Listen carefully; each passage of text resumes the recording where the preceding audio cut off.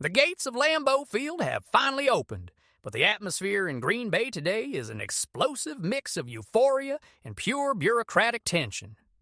While freshmen and injured veterans are making their appearances, one absence from today's official roster has paralyzed Wisconsin's backstage. Micah Parsons isn't on the PUP. Yet, dramatic pause. If you think this is relief news, take a deep breath, because what's happening behind the scenes is a procedural chess game that could completely change your planning for the start of the season. Insiders like Rob Demovsky are trying to decipher the enigma while fans wonder, what's really going on in the medical department? Before we continue, make sure to subscribe to the channel. Our goal is to reach 1,000 subscribers, and you can be part of this milestone. But it doesn't stop there. Today we're going to delve into the final projection of the 53-man roster, where an unexpected wide receiver is kicking down the door to the starting position, while star Josh Jacobs faces a legal cloud that could cost our backfield dearly. Where does optimism end and real risk begin? Stick with me until the end, because what I'm going to show you today will change your perspective on this team's chances in 2026. Smash that like button if you're a Packers fan through and through, and subscribe so you don't miss any details of this training camp that promises to be the most intense of the decade. Let's get straight to the point. The dry spell is over. American football is back in Green Bay, and the emotional roller coaster of training camp has officially begun. Before we continue, make sure to subscribe to the channel. Our goal is to reach 1,000 subscribers, and you can be part of this milestone. The initial focus couldn't be anything else, assembling the 53-man roster that will carry the weight of green and gold. Leading the offense, there's no mystery. Jordan Love is the franchise's star, the $200 million man. But the real story here is about security. Tyrod Taylor arrives as the undisputed QB2. Bringing experience we haven't had in years in the pocket backup. However, keep an eye on the battle for the practice squad. Kyron Jones, the undrafted rookie from Virginia Tech, has a physical upside that's keeping scouts up at night. He has the X factor that Kyle McCord might not be able to deliver. It's the kind of silent competition that defines the future of our depth. But while the pocket seems secure, the backfield is a minefield of uncertainty and raw talent. Josh Jacobs is the engine of this team, but let's face reality. The Brown County District Attorney's investigation still casts a shadow over him. Matt Schneemann from The Athletic, he confirmed that the process is open. This means that while we celebrate his arrival, the coaching staff is quietly preparing Plan B. And that plan goes by the name of Chris Brooks and rookie Marshawn Lloyd. The big question that will be answered in these weeks on the field is, can Lloyd stay healthy? If he's 100%, he has the talent to be the RB2 immediately and take the pressure off Jacobs. But Brooks won't give up the spot easily. His physical development is remarkable, and he knows the system. It's a battle for snaps that will test the physical endurance of each of these guys under the August sun. Before we continue, make sure to subscribe to the channel. Our goal is to reach 1,000 subscribers, and you can be part of this milestone. In the receiving corps, the situation got spicy. Christian Watson, Jaden Reed, and Matthew Golden are the mathematical certainties, the 1, 2, and 3. But pay attention to Isaiah Nair. What this guy did in OTAs and rookie minicamp was something out of the ordinary. Matt LaFleur hasn't stopped praising his wingspan and vertical speed. He brings something our roster lacks, the physical size to win the contested catch deep. He's the kind of surprise that could force the release of a fan-favorite veteran. And speaking of surprises, Sky Moore should secure his spot purely on value on special teams. On a team that has suffered so much from returns in recent years, Moore is the life insurance policy that LaFleur doesn't want to give up. And we can't talk about offense without looking at the trenches. The offensive line is the barometer of this team. If they play like they did last year, we'll have problems. But the news coming from the center of practice is that Jagger Burton, the 5th-round rookie, is playing with veteran-level aggression. He's already getting snaps with the starters at guard, and his versatility to play center is what Green Bay loves most. Jordan Morgan takes on the left side with the pressure of protecting Love's blind spot, while Zach Tom tries to solidify the right side. But the verdict is clear. If the offensive line doesn't make the expected leap in quality, all the talent of Jacobs and Love will be wasted on three-point drives and outside shots. The tension is real, and every repetition in today's practice is worth its weight in gold in determining who survives the final cut in August. If the offense is the engine, the defense is the chassis that needs to withstand the strain in the NFC North. And the mood on the defensive side of the ball today oscillates between optimism and sheer bureaucratic confusion. Let's get straight to the elephant in the room, Micah Parsons. When the PUP, physically unable to perform list came out this morning, our elite pass rusher's name was missing. For 5 minutes, the fans breathed a sigh of relief, thinking he was 100%, but serious journalism demands caution. Rob Domofsky and other insiders confirmed it's just a game of deadlines. Now it's potential or production or the bench. Before we continue, make sure to subscribe to the channel. Our goal is to reach 1,000 subscribers, and you can be part of this milestone. But the tension isn't just at the front of the line. The interior of our defensive line is becoming a congestion of talent and egos. With Devontae Wyatt's extension and the arrival of Javon Hargrave, the unit has become a luxury group. Hargrave brings that Pro Bowl weight that was missing to break the bank, but pay close attention to rookie Chris McClellan. He was, without a doubt, the most dominant player in OTAs. What we hear from behind the scenes is that he's creating absolute chaos against the starters.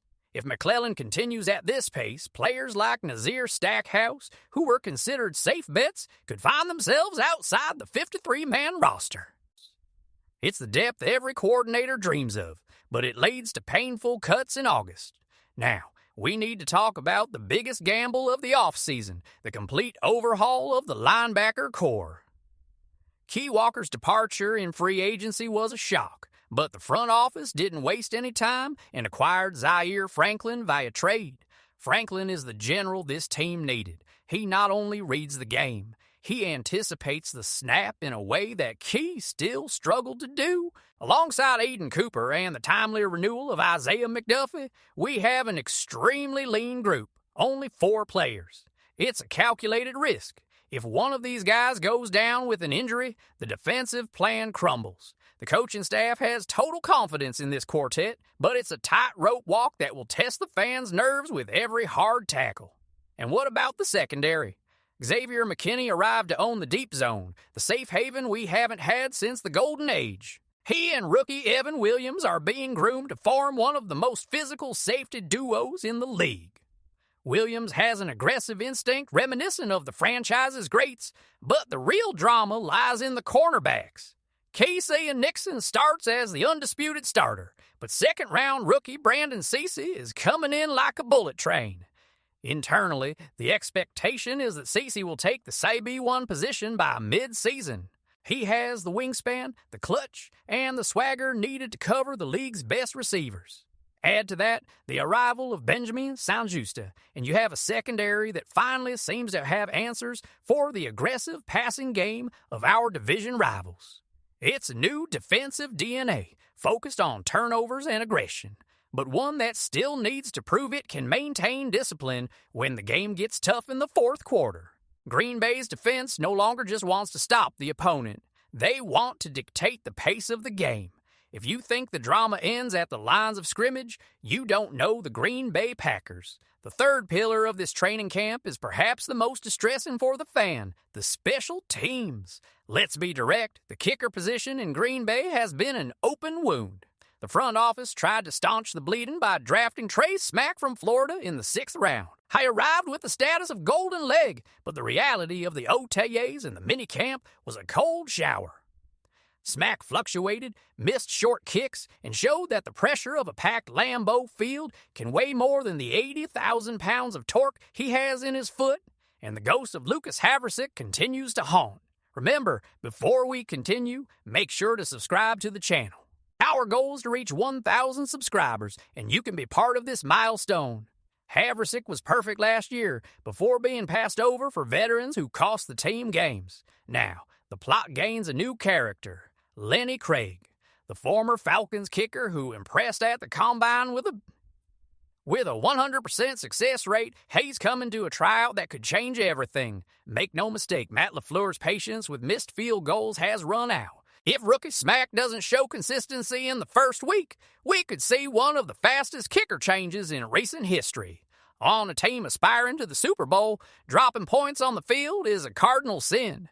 But while kicks are flying across the Wisconsin sky, a much darker cloud hangs over the backfield. We need to talk about the Josh Jacobs factor off the field. The optimism surrounding his signing was confronted this morning by an unsettling update.